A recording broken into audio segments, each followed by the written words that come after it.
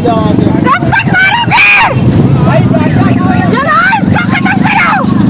क्या मर्द नहीं खड़े, कोई मर्द नहीं खड़ा हुआ है। यहाँ पर आज सुबह शबे खून मारा गया है।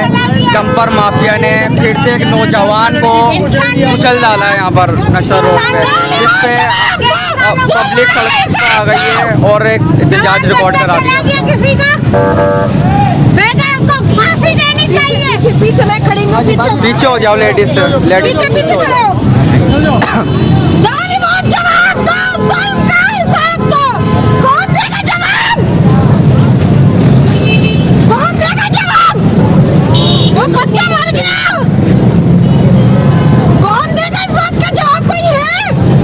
चलिए गए वो।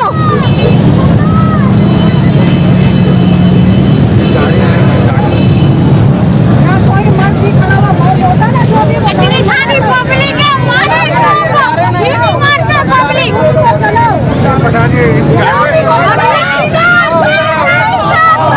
पकड़ो गाड़ी को,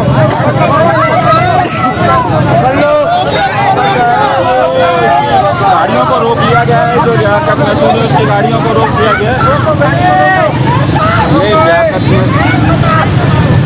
ये देखें, ये फुल बदमाशी से यहाँ आते हैं।